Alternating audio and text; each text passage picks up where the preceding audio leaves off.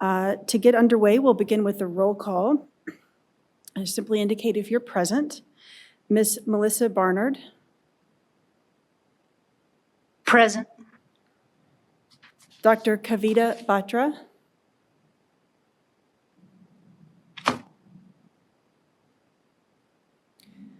Ms. Luisa Bautista.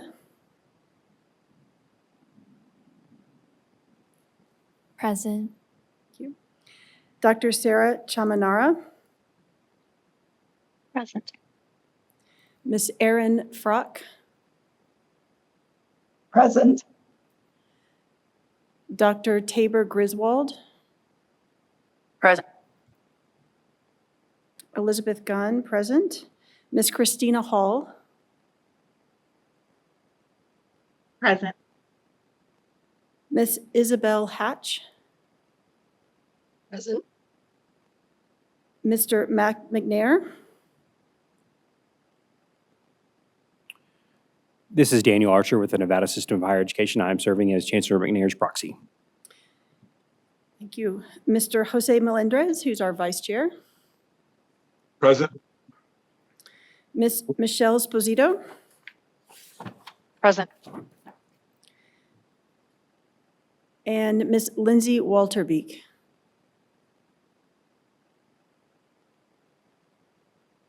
Who may have just logged on as I was saying her name. So Ms. Lindsay Walterbeek, if you're present, let us know. We're doing roll call. Here. Thank you.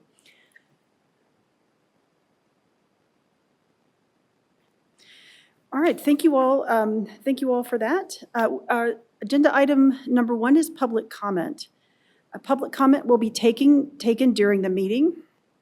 During this agenda item, no action may be taken on a matter raised under this item until the matter is introduced on an agenda item on which action may be taken. Comments will be limited to 3 minutes per person. Persons making comments will be asked to begin by stating their names for the record and to spell their last names. The task force chair may elect to allow additional public comment on a specific agenda item when that agenda item is being considered. In accordance with Attorney General file number 00047, as restated in the Attorney General's Open Meeting Law Manual, the task force chair may prohibit comment if the content of that comment is of a topic not related to or within the authority of the Board of Regents, or if the content is willfully disruptive of the meeting by being irrelevant, repetitious, slanderous, offensive, inflammatory, irrational, or amounting to personal attacks or interfering with the rights of other speakers. And with that, I don't see any public comment in Las Vegas. Is there public comment in person in Reno? There is no public comment in Reno.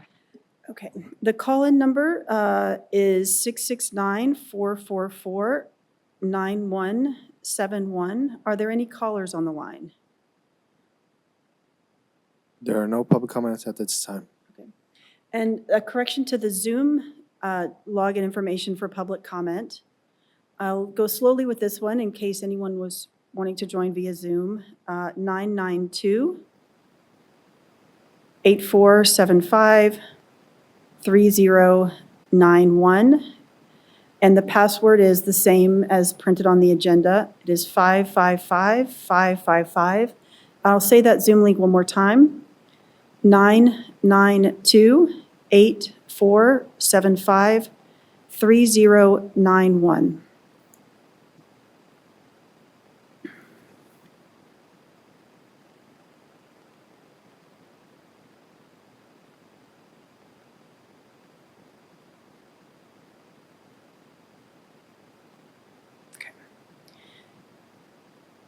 So we don't have no one via Zoom. Okay, we'll check that again toward the end of the meeting.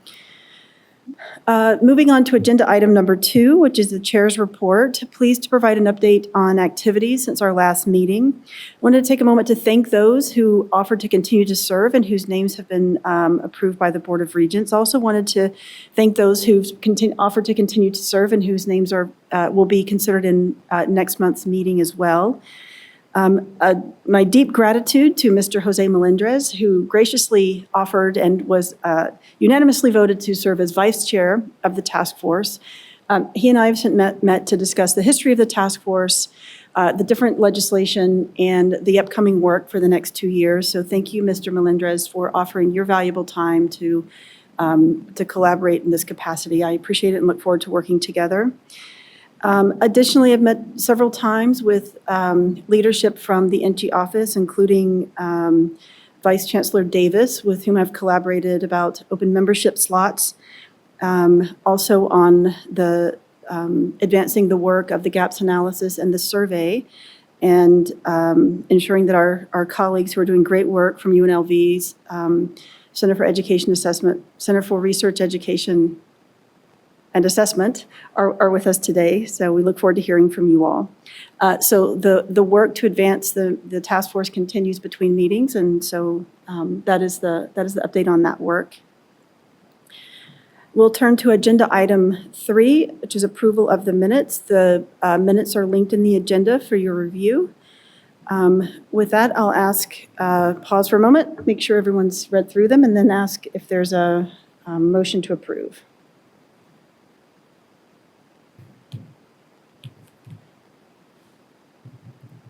Jose Melendez, so moved.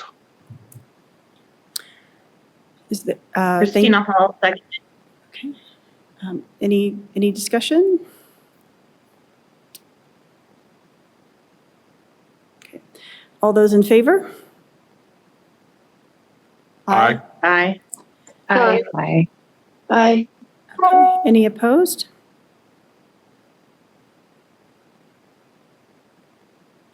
All right, the motion carries. Thank you, everyone. Turning already to agenda item number 4, the 2026 survey question review. With us in from UNLV in the Las Vegas NSHE location are Dr. Bradley Mariano and Dr. Megan Grifford, again from the Center for Research, Education, and Assessment at UNLV. They will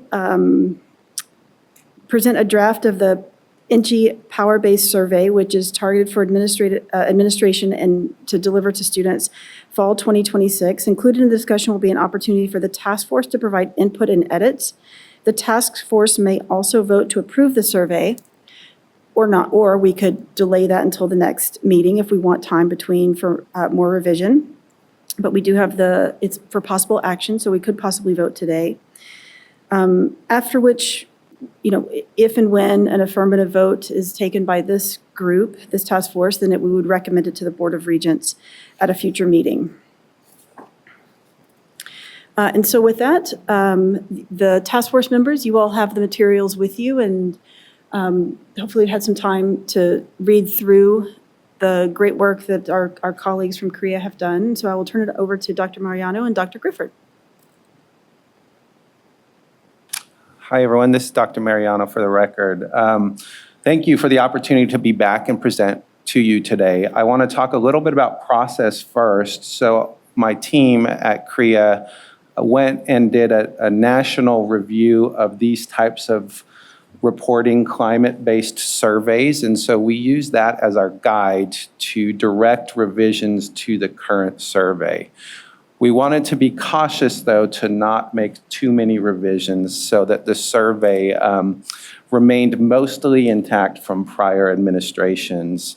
On the materials provided to you, pages 1 through 24 are a clean version of the current revised survey. On page 25, you'll see some survey design logic there on how a user would proceed through the survey. And then beginning on page 26, there's a tracked change version of the survey. Today, we won't go through all of the revisions. Many of them are just movement around of existing questions that were already on the survey. But we did want to highlight 2 major changes that we felt to make to the existing version. The first major change is a change in the way that the way in which power-based violence is reported. So on the previous version of the survey, when power-based violence was reported, questions were provided to students that asked both about victimization as well as victimizing. And in the current version of the survey, based on a national review of existing surveys, we actually removed the questions that asked about victimizing. And so the survey only asked about being victimized at this at this time. There were a few reasons for why we did that. First, it's uncommon, or at least not a ton of students will report victimizing behavior. And it's also unclear on the previous version of the survey whether we should only focus on victimized reporting or victimizing reporting. Could lead us to double count. For example, if an act of power-based violence was reported by both someone who was victimized and the individual that did the victimizing. So that's a major highlight of the survey we wanted to bring up here to make sure that the committee was comfortable with that modification. The second major change was a change in the reporting structure. So in the prior version of the survey, respondents were asked to report actions or victimizing that occurred within the last 12 months. We retain that in the present version of the survey. But we made some modifications to the way individuals are screened through the survey. The first one is we asked them to respond to the act that was the most impactful to them. That was not asked for. So someone in the prior versions could have reported, thinking in mind maybe collectively to all the actions that occurred in the last 12 months. Now we ask them to think about the most impactful action. And then you'll note on the survey that someone will go through and report about power-based violence, sexual misconduct, and then sexual assault. It's possible that someone may have had something occur to them that fits in all three of those categories separately, or there might be some overlap. So that when they respond to those three different screener versions, they're thinking about the same action, which would lead to double or even triple reporting. And so we added a question that asked them to whether what they reported in power-based violence is the same act that they're reporting on in sexual misconduct, just so that we can ascertain whether it was a single event or 2 or 3 events. So those are the two main changes, just how that screener proceeds through the survey, along with asking about being victimized and not victimizing behavior. Dr. Grifford will discuss the final and third change. Okay, thank you very much. For the record, Dr. Megan Grifford. The other change that we added is at the front end of the survey. This is at the bottom of page 4. We are asking survey respondents to share about their awareness of available resources at their institution. And they are asked to select all the ones that apply and their interactions with them, which includes, I've never heard of this resource, I'm aware, I have visited, I have received services. And we did note this morning that your agenda item 6 has a matrix that would be particularly useful for us in putting together the responses to these survey questions to make sure that they are specific to each of the campuses under the NSHE umbrella. So those are big picture discussion of changes. We wanted to leave time to entertain any questions or comments from the committee as well as we talk through this survey. So we'll open it up for that at this time, if you're comfortable with that.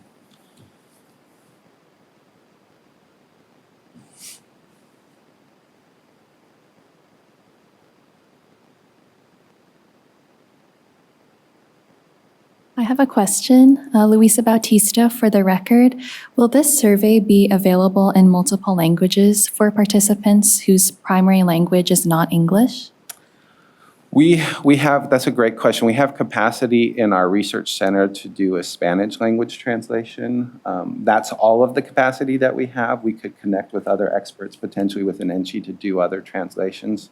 So we'll leave that open to the committee as well. That does bring up the question of distribution of the survey, and we've been exploring some mechanisms for improving response rate on the survey. One is to shorten it, which we've done by removing those victimizing questions. The second is we're exploring a Canvas-based deployment of the survey. We're working with UNLV OIT on campus to explore what that might look like across NSHE institutions. Similar to the way a student would get a faculty course evaluation where it appears on a banner on a Canvas, we are exploring potentially adding that as a way to deploy this as a means for more easily access for students. But we could build in a kind of select your language first, and then it will give them their preferred language.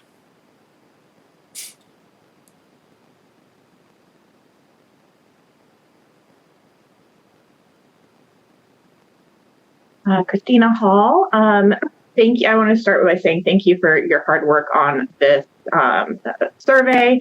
And I just wanted to touch on briefly the third change that you mentioned. I think the matrix that you mentioned would be helpful to kind of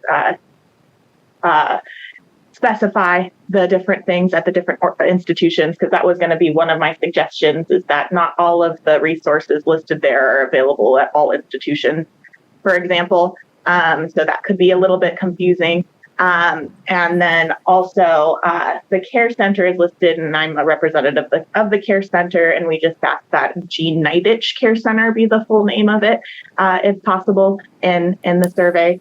And then the last thing is on page 1, it mentions the different resources based on the campus that you're at, where you can report. I was just wondering if we would be willing to change that a little bit to delineate between confidential and non-confidential resources, so that it's very clear what are confidential resources and what are not. Megan Griffith for the record. Yes, thank you for that suggestion. We are going to leverage the matrix that you all have made available to improve that one survey question, and we've made a note to make sure that we refer to the UNLV Care Center as the Jean Niditch Care Center. And then, yes, we'll also make a note to make sure that we delineate between confidential and non-confidential reporting sources on page 1. Thank you.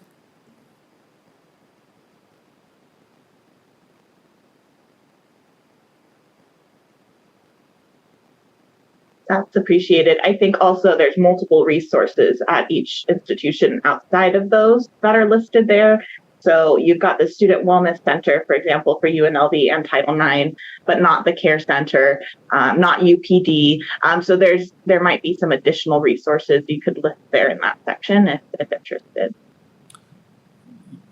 Yes, thank you.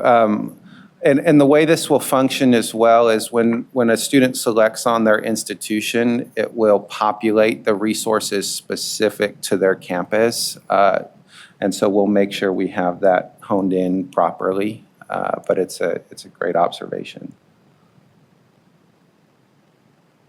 Jose Melendres, and I'm just a good job on this. I know it's a lot of work, so thank you for doing that.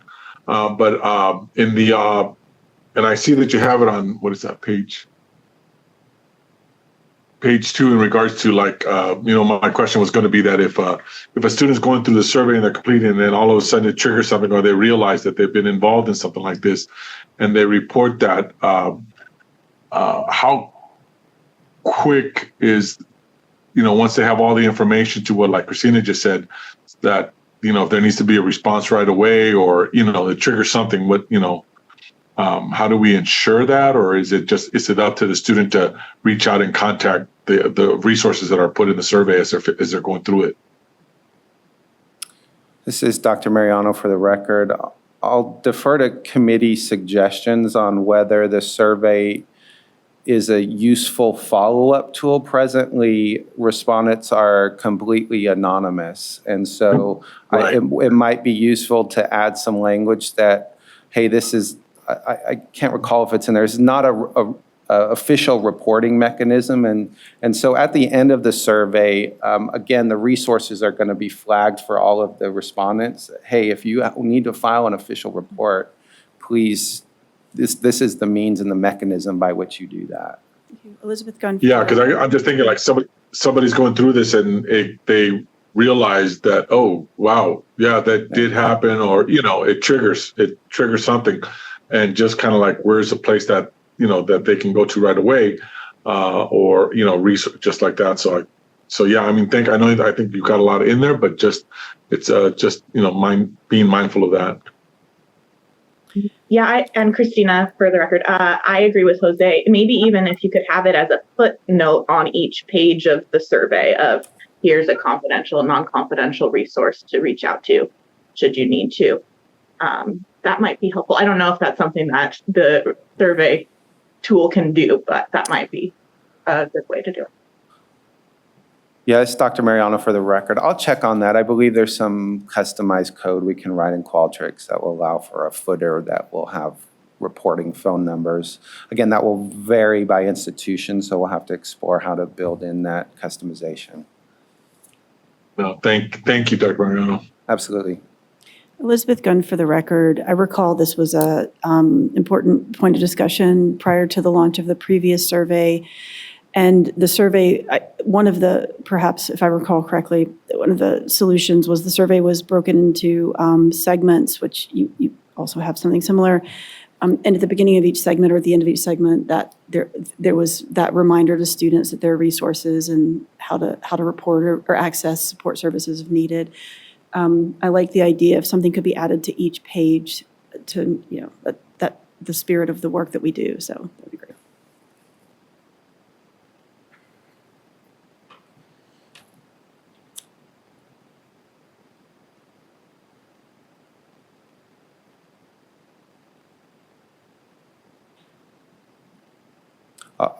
Dr. Mariano, for record, I'll just add something to consider prior to any vote. You may want to look at how this thing will function in Qualtrics prior to finalizing. So what we could do for the committee is bring back the fully coded up Qualtrics version that will allow you to click through, see how the skip logic, display logic functions, how the headers and footers look like, and make sure you're comfortable with that before finalizing and moving forward to a full NSHE vote. I think there's time for that, but just something to consider. We gave you the paper-based version right now, but it looks a little different when you see it in fully coded up.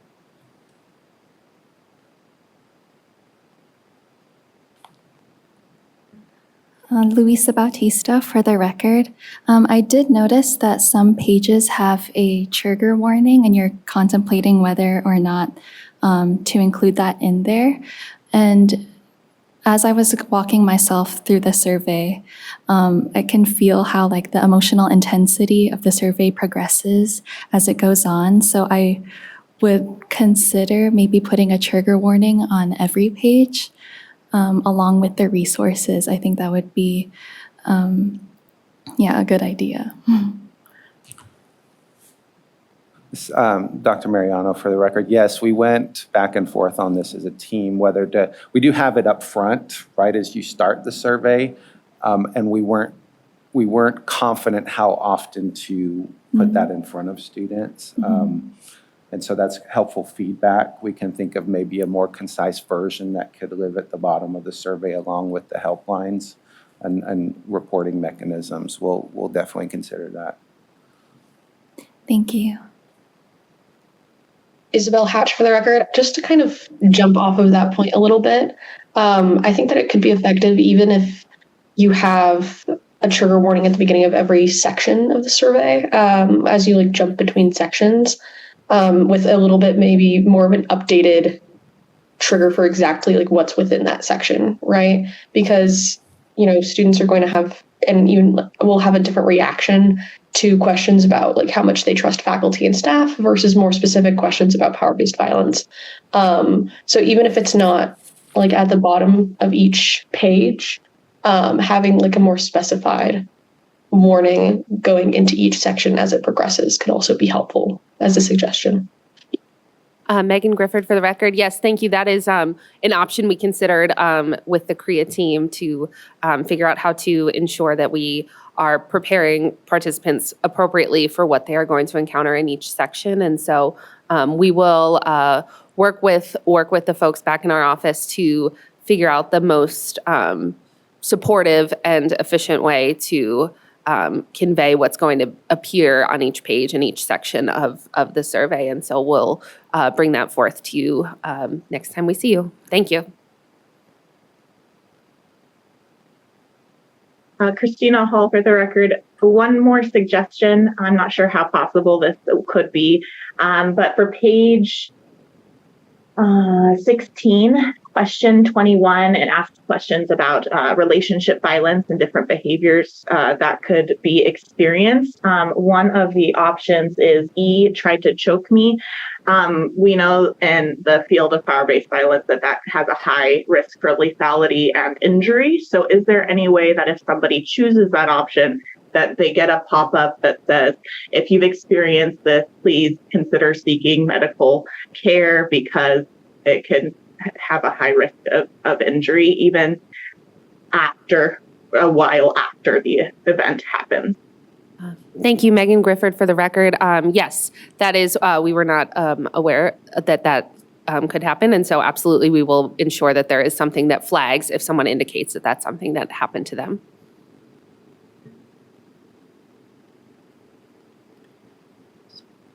Elizabeth Gunn for the record. Thank you all for the components that you've, the major overview of the major adjustments is what I'm looking for. Would it be helpful to go through the questions one by one so folks can weigh in as Ms. Hall just did, or did you all have another strategy for facilitation? No, this is, Dr. Mariano, for the record, we'll defer to you, Chair Gunn, on what's best. We wanted to give a broad overview, see if there was any questions, and then, yeah, if we want to do a one by one, happy to go through that. Perhaps that. Ms. Bautista, did you have I'll defer to you, and then we'll start at the beginning, question one. Thank you. Luisa Bautista for the record. I do think we should walk through this one by one so that we're able to really fully digest the questions and then look at it as a whole at the end.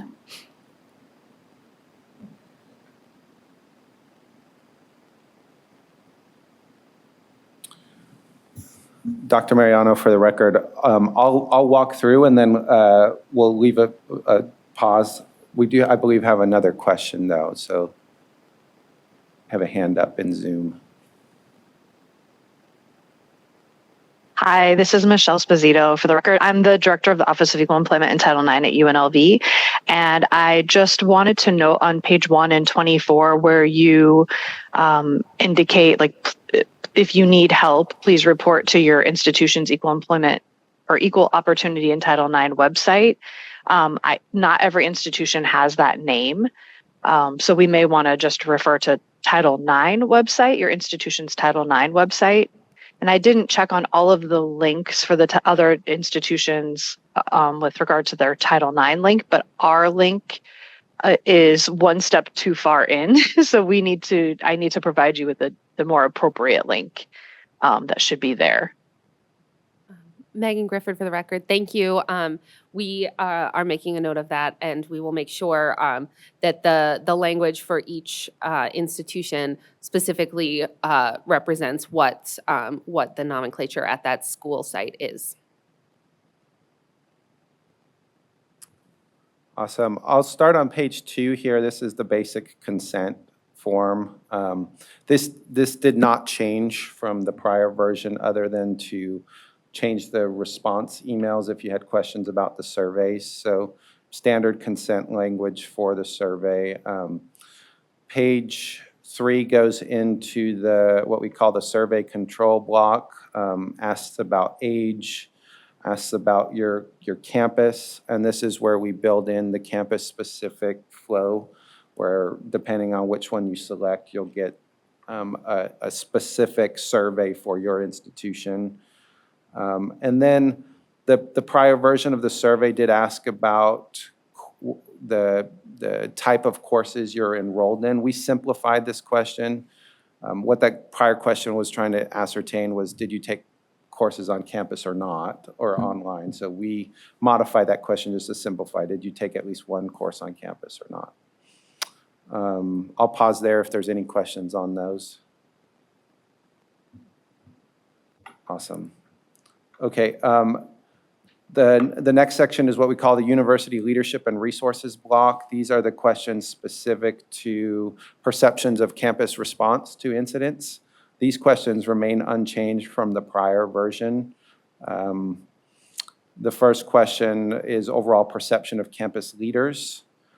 This first block. The next block is your perception on specific campus leader behavior. And then question 6 will be awareness of resources available, again, tailored based on the matrix and specific to each institution and their naming. Any questions on this block?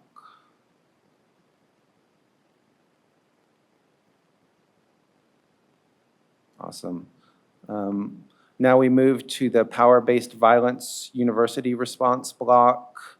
The upfront definition of power-based violence remains unchanged from the prior version.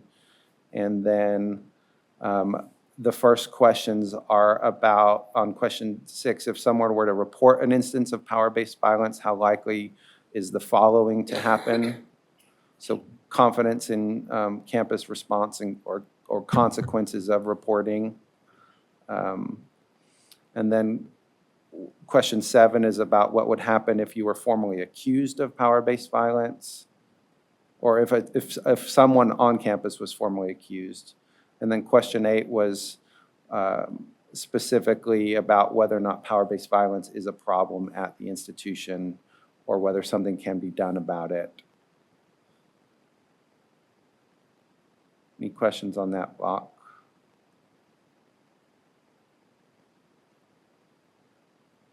The next page, page 8, is the training block.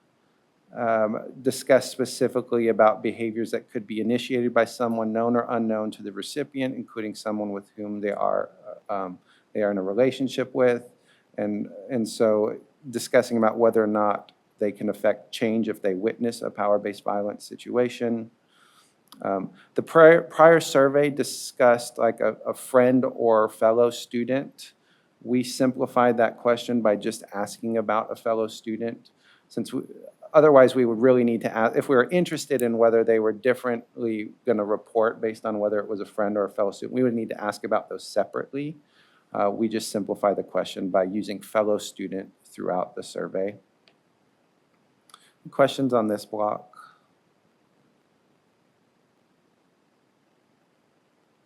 All right. The survey then flows into the reporting of behaviors. The first one is the power-based violence reporting. We again give a definition, and then we ask whether, since they have been a student, have you had a fellow student tell you that they were a victim of an unwanted sexual experience?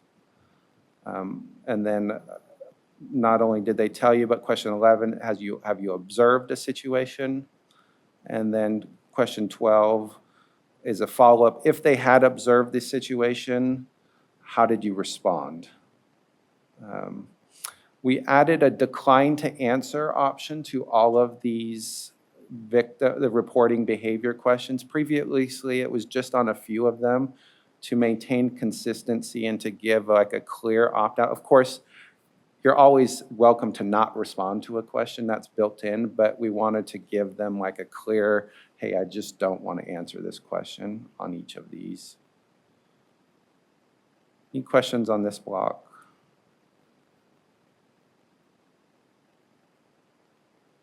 All right. We'll move to the next one. We were going to add a trigger warning here, but again, as we've discussed, we may add this to each block. This section talks about power-based violence, consent, and intoxicants. And here we ask,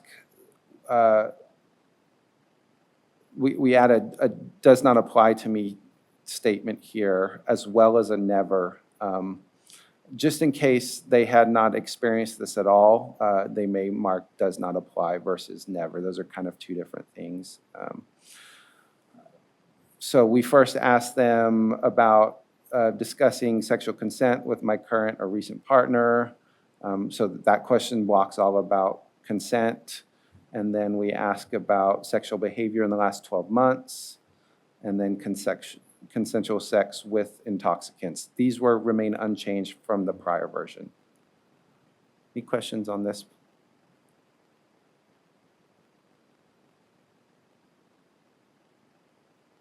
Now we get into the victimization screener on page 12 with power-based violence. The major change here again is that we removed the questions about victimizing behavior and just ask about victimization.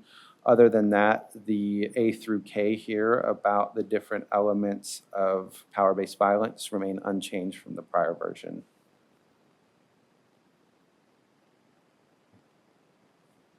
Any questions? Luisa Bautista for the record. As I was reading through it, I just saw just a little bit of typos. So for someone spread sexual rumors to our about me, I think that's supposed to say others about me. And then also for someone stalked me in person of virtually, I think that's meant to say or. Dr. Mariano for the record. Yes, thank you. We will fix those. Thank you.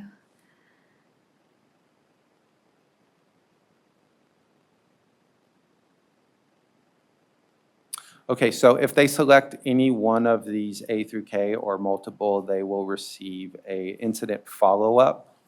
And that's now on page 13 and 14, where we ask for more information, again, about the most impactful incident, not about each one separately. Some national surveys ask them to report up to 3 incidents. Right now, we have them just asking about the most impactful. So where did it occur? When did it take place? Which category best describes the relationship? Did you tell anyone or report the incident? Did the incident affect your schoolwork? Did it make you consider leaving school? Did it involve any alcohol, drugs? And then in question 9, what should your institution do to help you or students like you stay enrolled at the university when experiencing power-based violence? So that's the follow-up presently coded into the survey that they receive if they report any incident. Any questions on that? Luisa Bautista for the record. I know that the question, did this incident of power-based violence, you'll see that throughout the survey again for the other topics.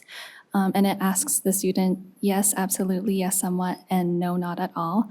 Would it be possible to incorporate a written response following this question if they answered actually yes and no, so that we can get a reason as to why they decided to stay at that university and why they didn't, so we can see if there are any gaps that need to be filled?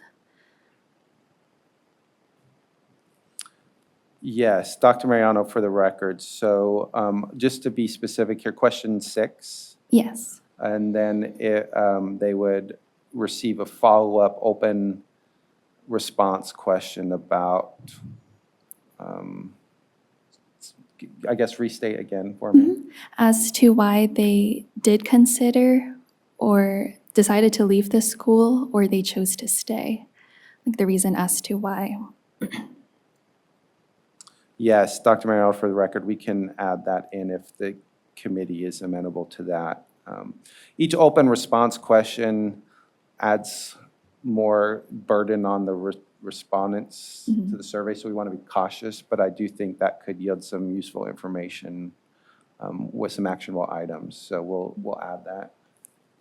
Thank you.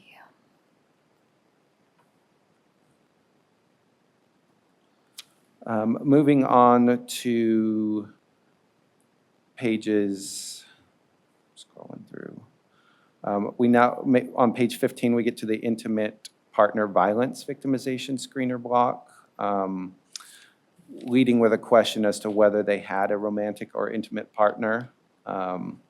If they answer no to this, it would skip logic them out of the block. And then specific partner behaviors in the past 12 months on question 18.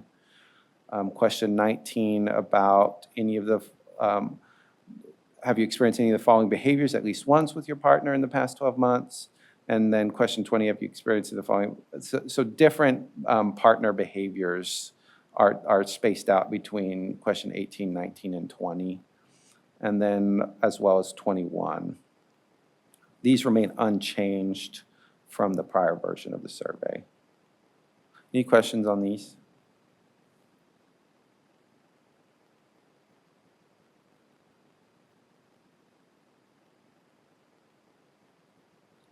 If they respond to any of these, then they get the incident follow-up, which is very similar to the power-based violence follow-up. The first question asks them if in this intimate partner violence, whether they're referring to the same incident that they responded to in the power-based violence section. If they mark yes on this, then we don't ask the same follow-up questions. But if they mark no, this is a different incident, then they're going to receive a very same set of questions. And we'll note here that the comment that Ms. Bautista responded to also applies here. Like, we can add that into question 6 there so that they can discuss why or why not. Any other questions or comments on this?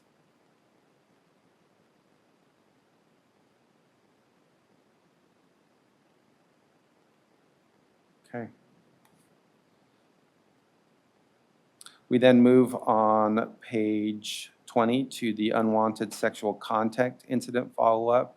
Again, a screener question up front as to whether this is the same incident responded to in one of the prior 2 sections. And if no, they'll receive those questions about where, when, with who, and other questions about impact. Concluding on page 21.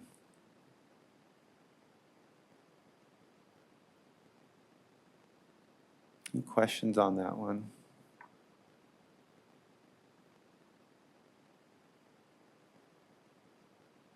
Okay, and then we move to the final set of questions, which is the demographic block. These remain mostly unchanged from the prior version of the survey. A race or ethnic origin, sex at birth, identity, transgender, English language. Again, if we're going to code these into different languages, we may consider that up front as a screener question. So we would move question 27 to the front end of the survey. And that will allow them to answer the survey in their preferred language. Employment, financial support. Any questions, comments on the demographic block? Luisa Bautista for the record. Maybe adding a question that would ask them, how did they hear about this survey? I'm not sure if it fits within the demographic block, but maybe one of the first questions or on the last page. I think that would be really helpful to know which strategies worked the best when trying to get this survey out to students. Dr. Mariano, for the record, yes, thank you. We'll add that in there. Thank Appreciate you. it.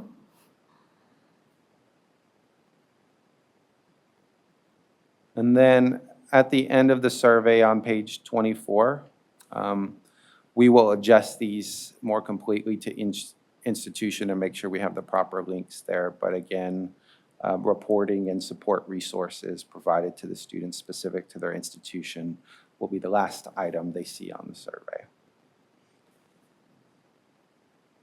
Elizabeth Gunn for the record, just a tiny typo on page 21, question 8, H, question mark.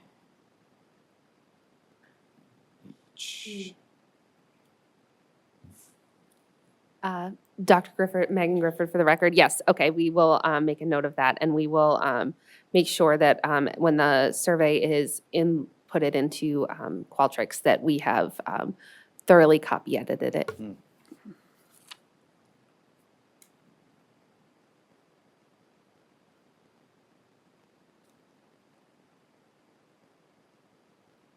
Any other items or questions? Erin Frock for the record. Since my Title IX officer isn't part of the this task force, is it possible that she and I could go over it together in case she had any concerns that came up from her, or is that not something, Dr. Gunn, that you'd like us to do?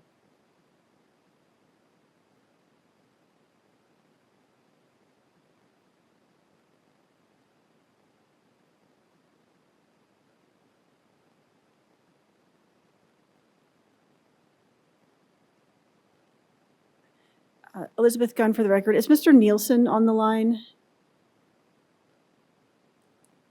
I'm here, Chair. Yeah, I think it's up to you. I think offline, certainly anyone can give you input in between meetings. And I don't know what the task force is going to do today, but I suspect that some of the edits we'll probably discuss today will be incorporated at a future and approved at a future meeting. So I guess the short answer is yes. You can, in between meetings, you receive input from anyone you want, and ultimately it'll be up to the task force as a whole to whether to incorporate those or not. Thank you.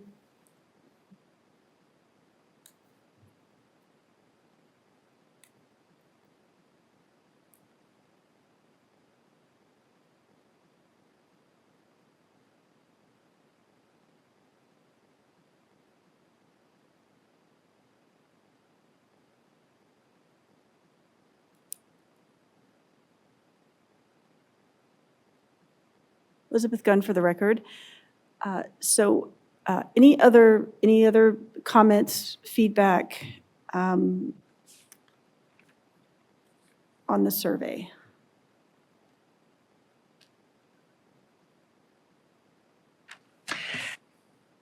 Yes, this is Tabor Griswold for the record. I noticed that it actually did ask if you as a student had observed friends, in your group having to deal with a difficult power-based situation. And I remember that this was a big part of the prior survey, asking them if they had used extend their relationship with that person to help promote an understanding of avoidance of a situation, or basically what you'd call the friend network helping prevent the escalation of a situation. And I just went through this again, and I saw that the question was asked. I didn't see that the follow-up questions were asked. So I'm just asking if I missed something or what to you. Thank you.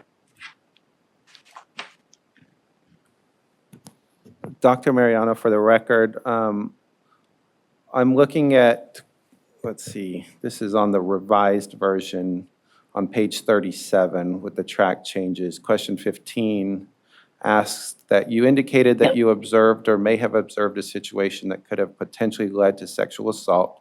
How did you respond? So that's the extent of the follow-up, and I believe we didn't remove any items there. That was what was included on the prior version.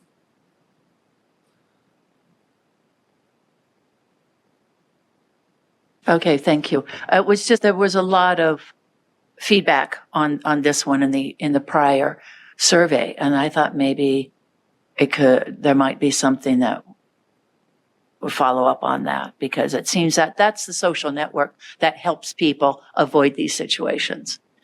Thank you. Yes, thank you. And we're happy to add additional items there if others have some suggestions too. Again, we're not necessarily experts on this topic, though we did a national look at it. But if there are other items that we think we should dig in deeper on that social network and its impact, we're happy to add.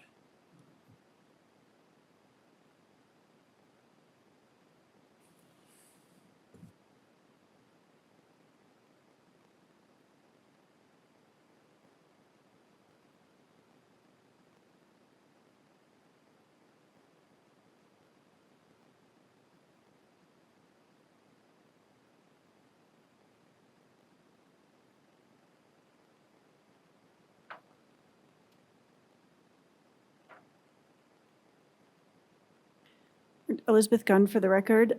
Do you all have everything you need from us?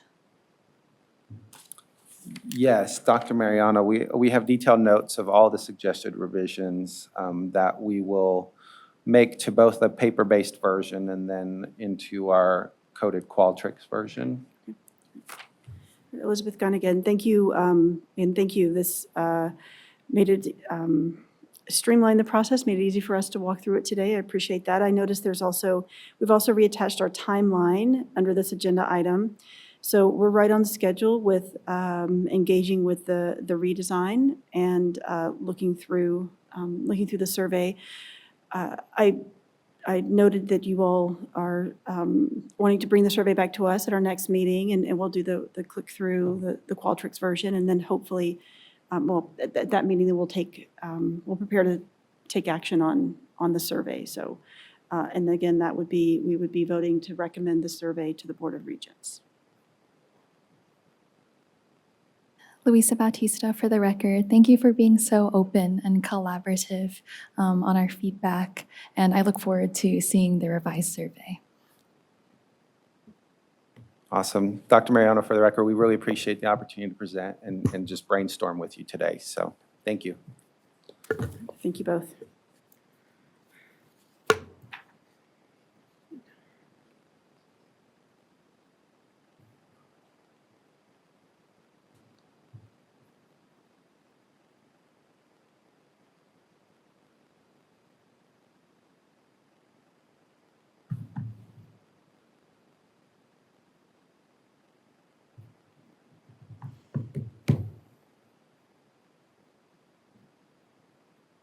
Elizabeth Gunnigan, for the record. We'll turn our attention to agenda item 5, which is the gaps analysis. So building on the information provided by each of the NSHE institutions for the gaps analysis performed by this task force in 2024, we'll discuss the draft of the best practices matrix, including how the task force may use the information to guide future recommendations to the Board of Regents. So if you look at the material associated with this agenda item, this represents the institutions who presented to the task force in 2024. And this information is pulled from those presentations and from meeting notes. And I put this together based on our conversation at the most recent meeting. A couple of members suggested looking at a chart or a matrix to help us think about what's offered, where we might recommend additional collaborations across institutions where appropriate, or with community organizations, victims advocate organizations, if and when appropriate. And that correlates nicely to legislation that guides our work. It says that we might recommend memorandum of understanding between institutions or across institutions with external organizations. And so this is a next step for us to visualize this and talk through what we see here, and then ideas on next steps with this information.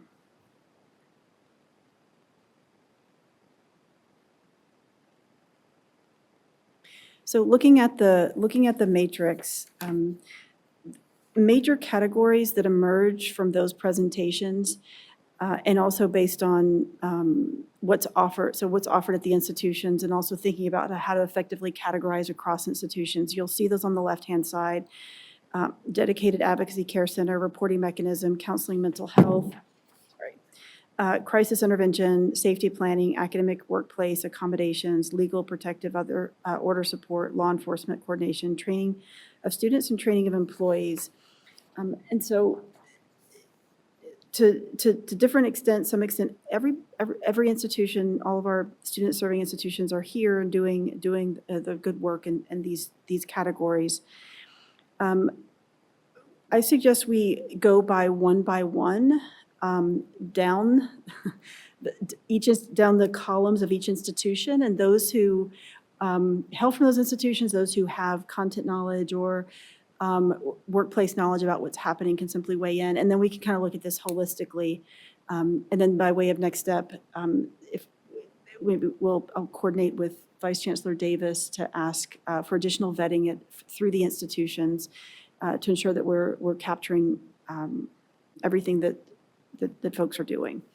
So I'll rely on UNLV colleagues to begin with. So you can see the activities there. There will always be more granular activities and initiatives. I imagine there are activities like workshops and tabling going on at most institutions on a continual basis. I don't know if this is the place to capture them or not, but I'll turn to you all, and we'll look at UNLV first, so that first column. I guess the questions are, does this generally capture, to your knowledge, what we've seen and heard and what your workplace knowledge? Christina Hall for the record, I'm the director of the care center. So I can start us off and then I'll defer to my other UNLV colleagues for any additional information. The first thing that I might recommend is under the first column service category for dedicated advocacy / care center. That might be a little bit confusing to folks because in a lot of institutions, they have a care team that isn't an campus-based advocacy team. So we might want to change that to dedicated advocacy, campus-based advocacy center in that service category.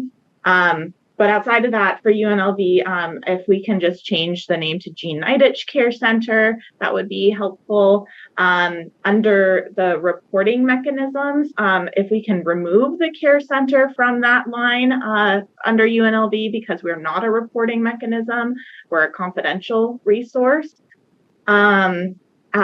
I don't know if we want to include University Police Department under that line also, because they can report to University Police as well. But I don't know if we're trying to capture that in a separate process. Also, counseling and mental health, we would want to include the student counseling and center, CAPS, Psychological Services Center, right? So CAPS there. Sorry, go ahead, Jose. I think you unmuted yourself. No, I was just going to say CAPS, but then under the holistic healing workshops, is that Annie Weissman that helps with that, or? I'm not sure what it's referring to. The care center has holistic healing workshops that we do each semester, so maybe it's referring to that. Okay.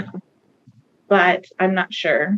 Yeah, I'm only thinking like, do we need to name the center or whoever does that in that area so that it's very clear? Yeah, agreed. And then under crisis intervention, that would be the care center there. I might also suggest to add the university support team there potentially. That could also go under reporting mechanisms as well. And then safety planning. The care center does safety planning, so you could list us under that. Sorry if I'm talking too fast. Please let me down. And then I'll defer to some of my other colleagues, see if there's any other additions. Those are the ones that I saw right off the bat. So this is Michelle Sposito, Director of the Office of Equal Employment in Title IX at UNLV. And under academic workplace accommodations, every institution actually offers the same supportive measures because we're required to by NSHE policy.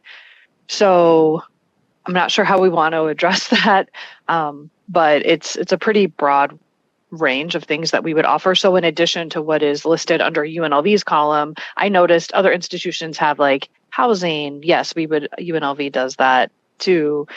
So I don't know if we want to just have it more of a broader bucket, like the interim and supportive measures per NSHE policy. Elizabeth Gunn for the record. Thank you for that. That's a great way to think about revising this, is what do we know for sure is consistent across institutions, and then system-wide policies and processes and resources, and then at the institutional level. So thank you. And I have one more suggestion here on page 2 at the end. There's training for students and training for employees. for training for employees, I think we want to refer to the Title IX training that is required for all employees. The Advocate Training Institute is something that the Care Center does for our student volunteer peer advocates. So that doesn't really apply to this section.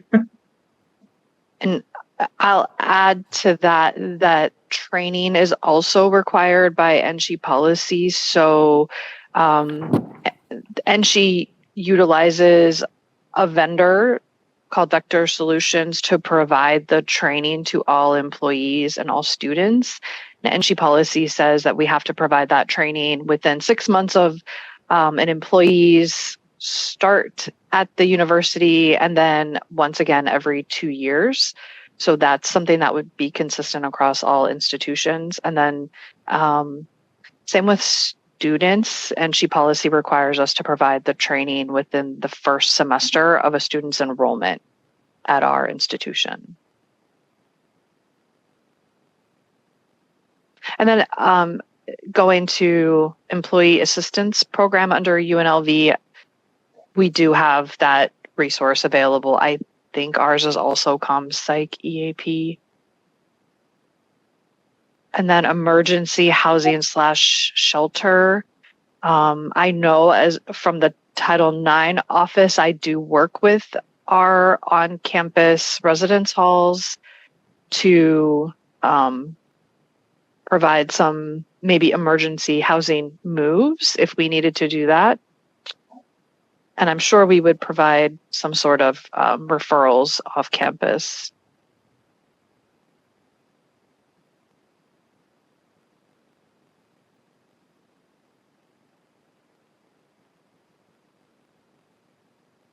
Elizabeth Gunn, so Ms. Posito, as you imagine a revision of this, would that, so if we're listing processes that are consistent across NSHE, I don't know, maybe you can't speak, I don't know. So Title IX offices on the services that you just mentioned, to your knowledge, would those be something that are consistent as well? Or they vary by institution? With regard to the emergency housing shelter, that I don't know, because not all of the institutions have on-campus housing. So okay. All right, so that's that I'm not sure of. All right, thank you for that clarification.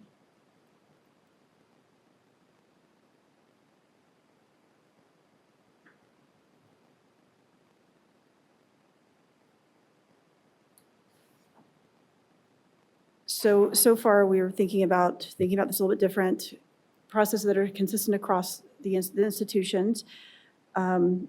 Looking at, if we move over one column, and then some line item adjustments, corrections to UNLV, if we look over one column at UNR, those who are from UNR are very familiar with their, that institution's offices and services.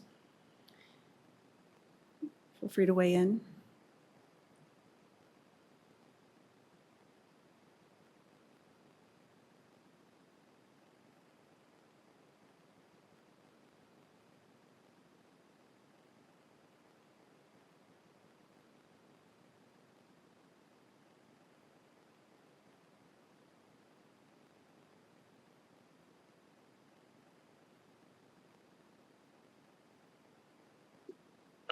Excuse me, Isabel Hatch for the record.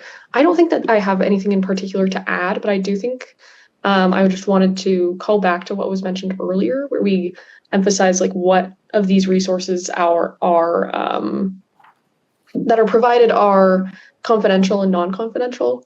I know that Nevada Cares is confidential, Title IX is generally confidential. Counseling and therapy services are confidential, but there are going to be some of these resources on this list that aren't. And I think being able to specify, even if it's like color coordinations, we don't have like multiple tables going on. I don't know like what would be the best way to do that. But I think that that emphasis would be probably helpful for students and faculty or staff that are suggesting these resources. Elizabeth Gunn for the record. Thank you, Ms. Hatch. That's a great idea. And as we evolve this chart matrix, we can think of perhaps linking the resources that leads to ensuring that the links are accurate and always up to date if this is something that we share. And I like the idea of the notation, whether something is confidential or non-confidential. So if this is student-facing or even employee-facing and helping and direct students to the right resource, they know that as well. This is Michelle Sposito for the record from UNLV Office of Equal Employment and Title IX. I just wanted to make a distinction on the confidentiality piece. So there are some services that are confidential, and that means if a student were to report power-based violence to that particular area on campus, so our wellness center, think of like medical providers and then like the care advocates, they are confidential in the sense that they don't have to report that information to the Title IX office. Then there is this level of confidentiality where if someone reports a concern to the Title IX office, yes, we maintain their concern confidentially, and meaning like we don't distribute that information outside of our office unless we need to, as we are doing an investigation or helping access supportive measures. So there's kind of varying, when we say confidential, I just want to be clear about the label that we're using, if that makes sense.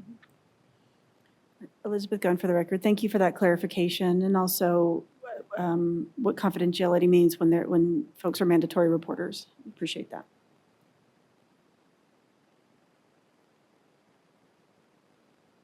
Elizabeth, this is Jose real quick. I'm just, I have to sign off now for another meeting, but reach out if I'm needed for anything. All right, thank you for your time today. We understand the competing commitments. We all have those, Yep. so I appreciate you. Yep. All right, bye everybody. All right, moving on to CSN, if anyone has any input in that column, either about services or just the general way this is rendering in terms of categories for CSN.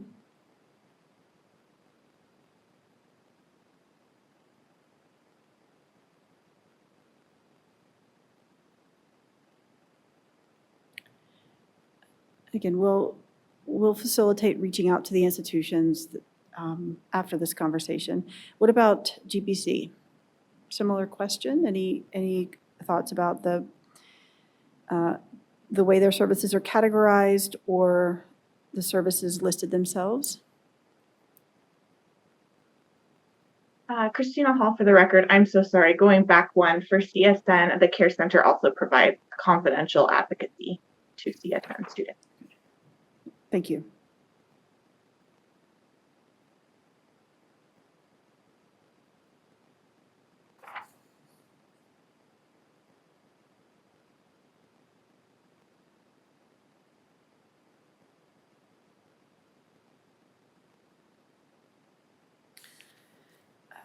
There were no comments for GBC. We can move over to NSU.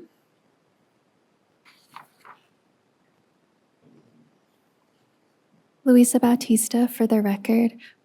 Just for the first box, the dedicated advocacy/care center, I do know that we do partner with Care Center, but we don't necessarily call it care advocates. A lot of our students know it as the Student Wellness Club or just student wellness in general. And that would be my only suggestion.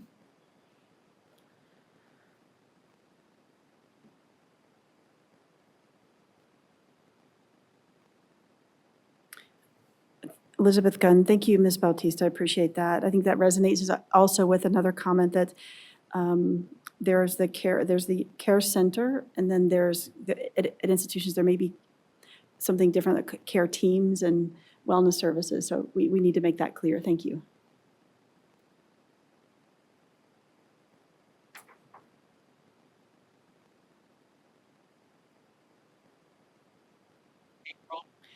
What about moving to TMCC?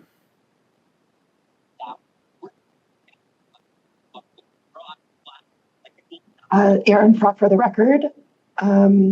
So the first thing is on the counseling mental health line. We no longer have the dedicated 24/7 crisis line or telepsychiatry referrals due to we had to terminate the contract we had with that company. Thank you. And then under crisis intervention, we have the on-call counselor, but not the 24/7 crisis support.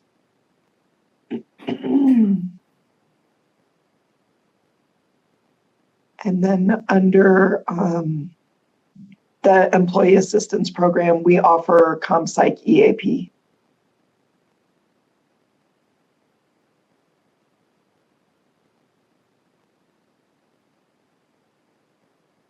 And those are all the suggestions for TMCC at this time.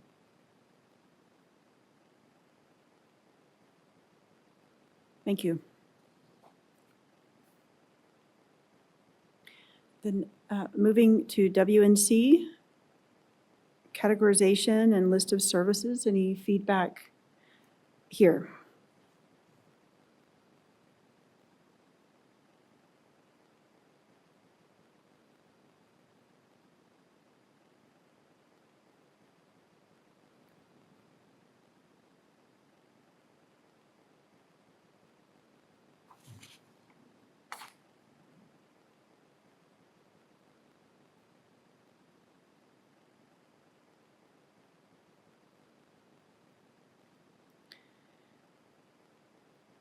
We'll probably need clarification from WNC on the same wording around care and campus victim advocacy services, just to gain clarification there as well.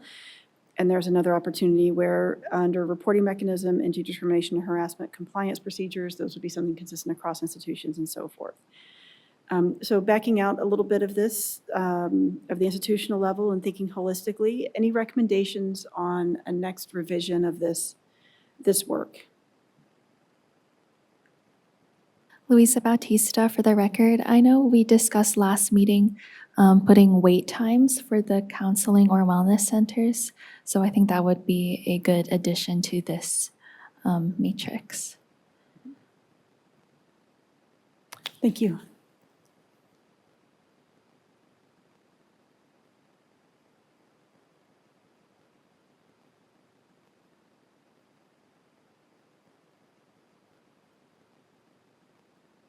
Dr. Gunn, this is Michelle Sposito for the record.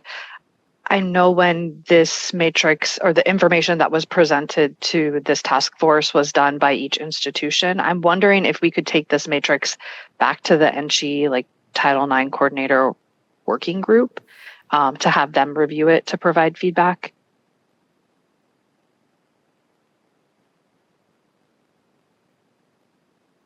Elizabeth Gunn, great idea. Thank you. And I appreciate in advance that since you sit on that, the spirit of collaboration that comes with that question. Thank you for that. That and working through the chancellor's office to collaborate with the appropriate folks across institutions as well who may have more detailed information and can provide. It was 2024 that we last met with the institutions. They presented here, so there's for sure some additional updates. So yes to all that. Thank you.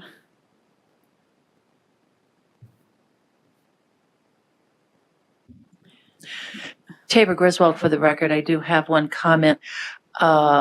Because we are understanding a lot of what these program names are, I think when it comes to the final document, there should be an appendix that lists what all the acronyms actually mean. It always becomes handy when somebody is screening through similarities across institutions. Thank you. Elizabeth Gunn, thank you. Appreciate that. It's important, especially with 8 institutions across and a host of internal offices and initiatives with their own titles. So I appreciate that. Thank you.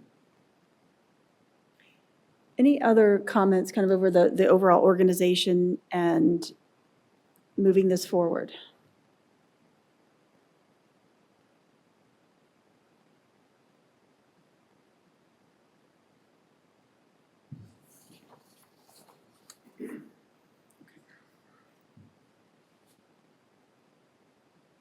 Okay.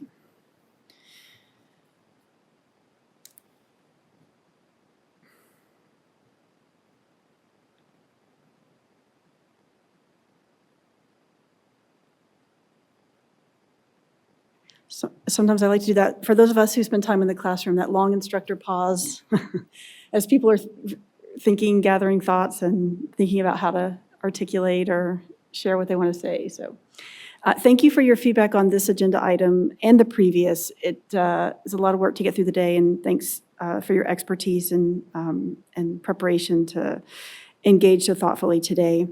We'll move on to agenda item 6. Items for consideration at future meetings may be suggested. Any discussion under new business is limited to description and clarification of the subject matter of this item, which may include the reasons for the request, and no substantive discussion may occur at this meeting on new business items. So with that, a couple of new items would be continuing to review the survey with the CREA Center and continuing the work of the gaps analysis. Do any other members have recommendations on new business?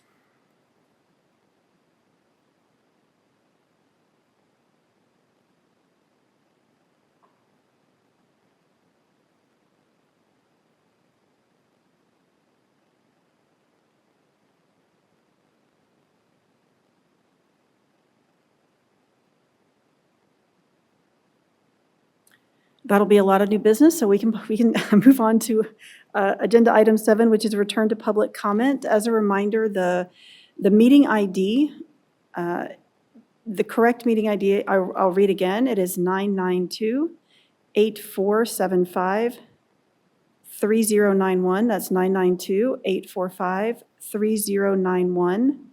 And the password is 555-555. And the phone number is still correct, which is 669-444-9171. I don't see any public comment in Las Vegas. Is there any public comment? Any public comment in Reno? There is no public comment in Reno. Are there any callers? There are no callers at this time. All right, well, that moves us to the end of the agenda. Again, thank you all for your time and attention. I know this takes you away from your jobs and your classes and your work, and so appreciate all the great work that we accomplished this morning. We've got some good momentum, and I'll see you all at the next meeting. We're adjourning at 10:21. Thank you.